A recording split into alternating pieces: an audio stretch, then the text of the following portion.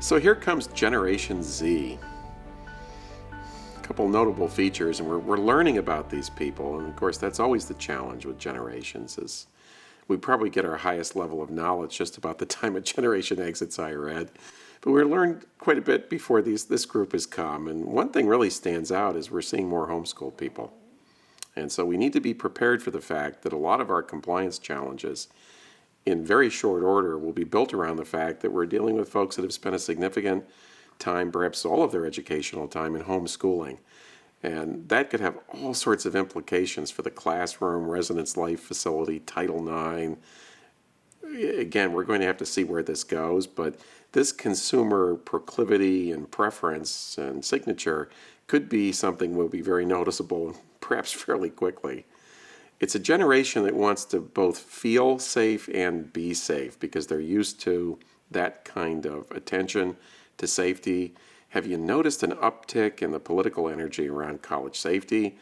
These are folks that just simply don't understand when they come to college why are things so fundamentally different from K to 12. I would expect this to be as safe as a shopping mall or a movie theater or a cruise ship or theme park. Why aren't you doing the same thing? And not only do I want to be safe, I want to have a feeling of safety as well. And we've seen this tendency already with this group. Even more multicultural than the group that comes before, and many of them really struggle with even understanding why some of the issues that many of us have still persist in society. So it becomes a challenge to try to educate folks on what happened in the past. Here's a little piece of advice for what it's worth, is I think it becomes really, really important for us to teach the history of civil rights in the United States. Do not assume that people understand that. Don't assume that they understand the sacrifices that were made and how we got to where we are today. Basic civic understanding is easily lost, and it can be lost in a generation if we don't teach it. I think it becomes our responsibility to pass that learning on so people understand that the very freedoms that they operate under, the institutions that they go to, were paid for by generations previous, often in blood and in loss of educational opportunity. Very entrepreneurial group. Many of them are coming imagining that they will become their own business. They've seen the opportunities in the recession for motivated people to find their own pathway and to create their own businesses. And so they may be looking for us to become partners with them or business managers or assistants in some way, helping them build their brand in a sense. And I've already noticed this in law school. I'm starting to see people that are coming to me more and more asking me to help them build out their future career and how their future will evolve. Very technological people. These are folks that have always had digital machines around them, and a lot of things that we take for granted are things that they've always had. They've lived with these kinds of machines and technology. They've always lived in what we think of as crisis time. Remember, these are folks that were born in wartime, a war that doesn't really ever end, and they've seen recessions and political crises, and that's kind of normal for them. For us, it may be startling, but they're sort of used to a world that lives this way. So they're a lot more comfortable living in the eye of a hurricane than you might imagine. And we do see some indications that they might have a little higher resiliency level than other generations. We'll have to see as that plays out. But this is a group that's used to the fact that bad things can happen, and well, we can work with that. A little bit lower alcohol and drug signatures. Particularly alcohol is a little bit in decline, which is a good sign. We've struggled with very high rates of high-risk alcohol use.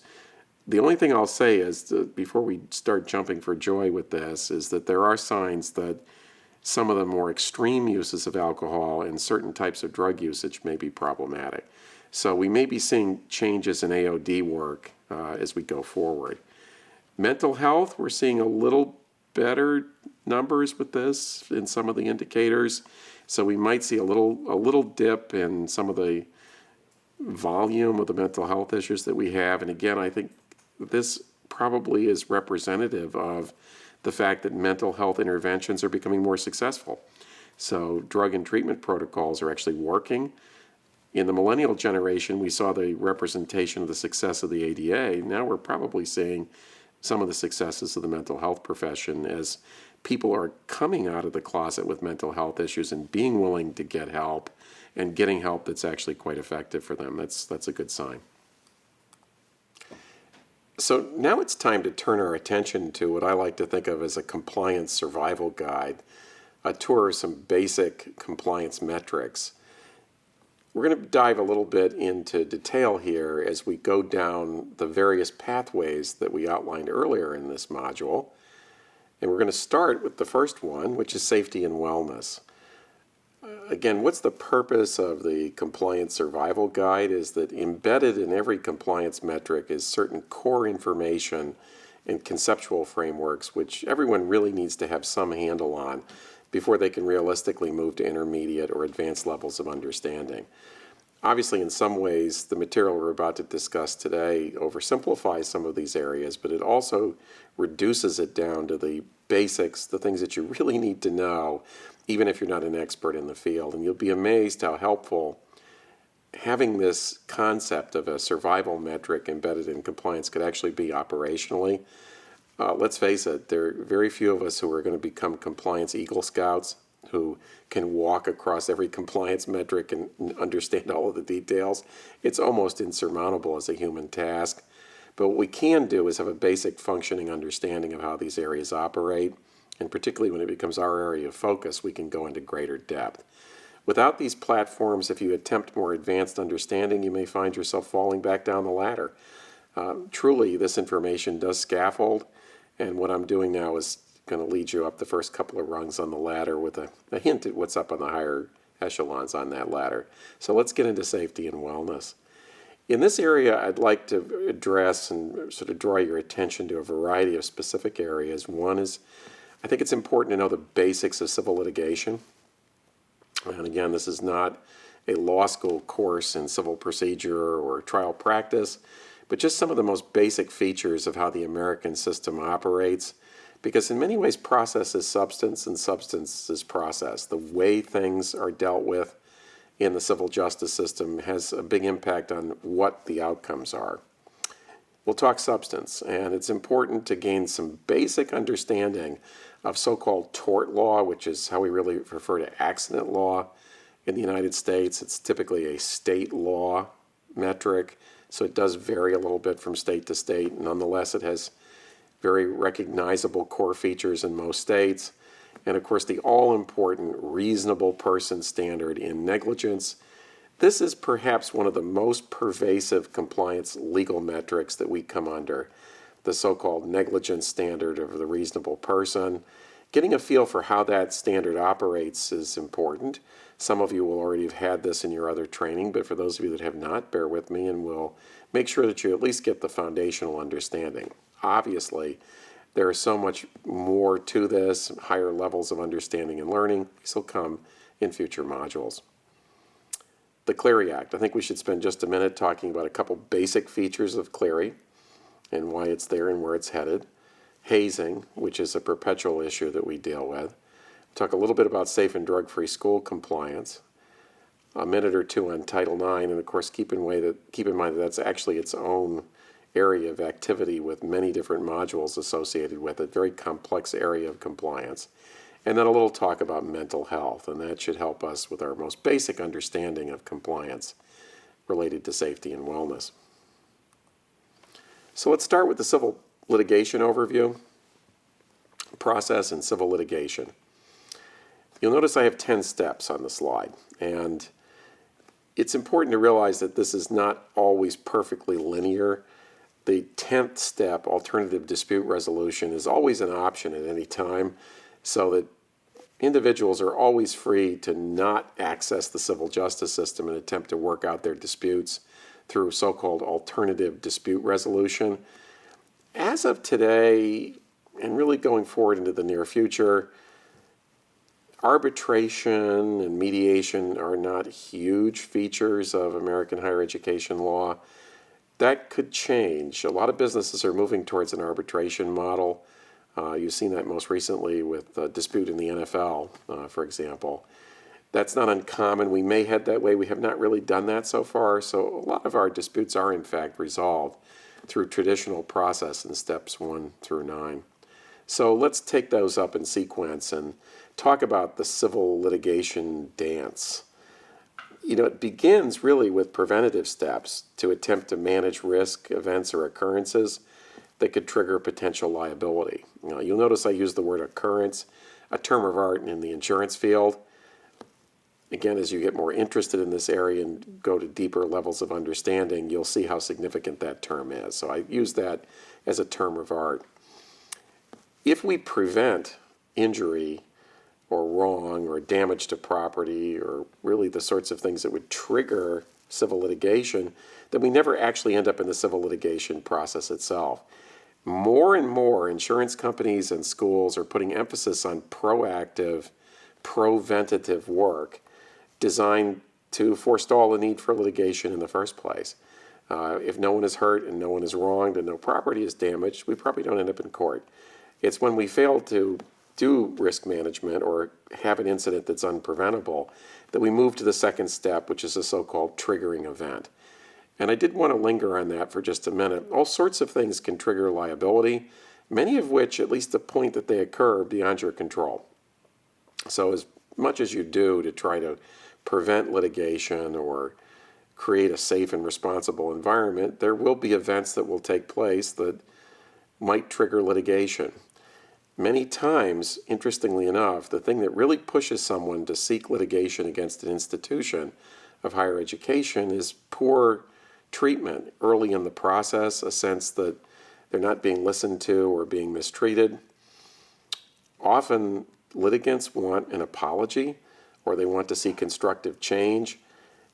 It's interesting that the legal system makes it hard to apologize, and it even makes it a little difficult sometimes to engage in constructive reform in the process of litigation. Although there are evidence rules that do protect us to some extent, when we get into an oppositional mode and people become defensive, sometimes we forget that the thing that people want the most isn't money, but they actually want meaning and apologies and to be treated like a human being. May I say this? Often the opportunity to forestall litigation is going to land right in your lap. The very opportunity to be who you are, to show your care and compassion, can be the difference between a lawsuit and the resolution of an incident in a different way. If a triggering event occurs, and particularly if it's a certain magnitude, if there's death or very serious injury, there's likelihood that we'll now have a formal or informal demand from a person that would be styled in our system as a plaintiff following the incident or event. This could be as simple as a phone call, but it often comes in the form of a formal demand letter or other technical document which triggers the potential for future litigation. If you are in doubt as to what you've received by email or in the mail, this is a time to get this to your lawyers on campus. Excuse me. This is the time to get this to the lawyers on campus as quickly as possible. Insurance rights are often implicated if people hesitate in reporting these types of contacts and take too long to do so. If, after a formal or informal demand for some kind of response from the institution, there's no resolution, you may see a complaint or other initiating legal document come forward. And in the legal system, we talk about a complaint as a very formal document.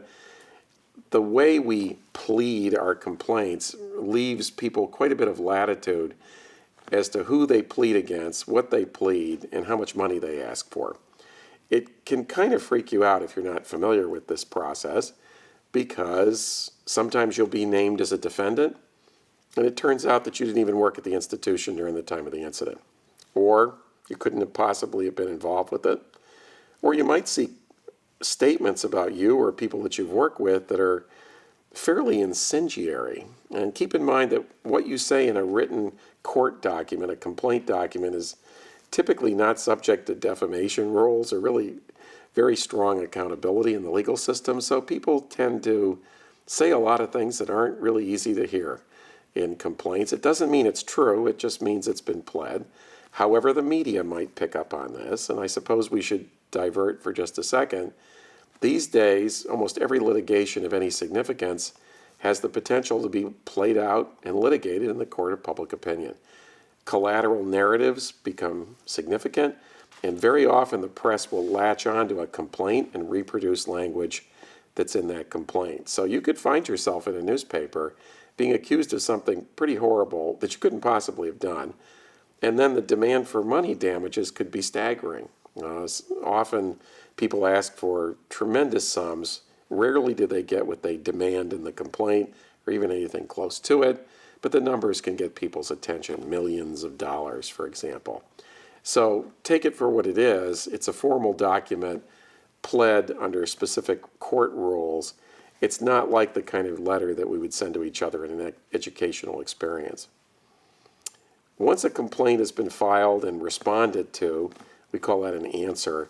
We typically move into a long process known as discovery. Sometimes court-ordered mediation is part of that. That's increasingly occurring around the country.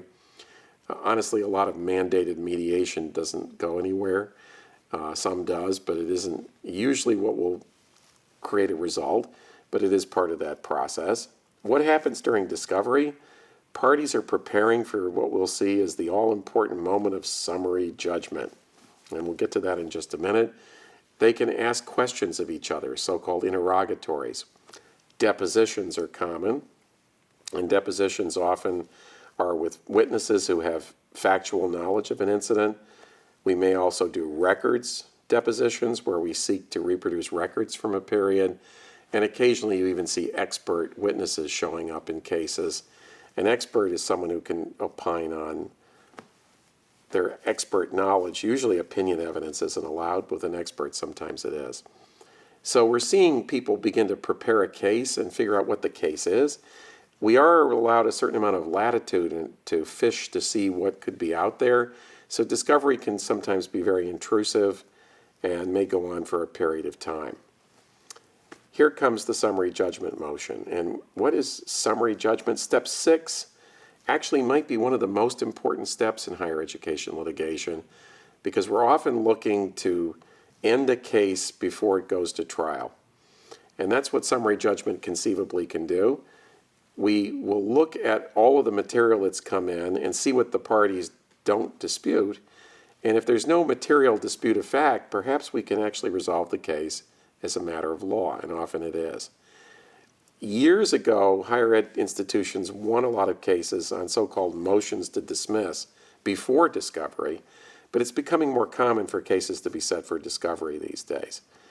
What does that translate into? In Compliance University, you are inevitably going to be caught up sooner or later in document requests. You may be deposed.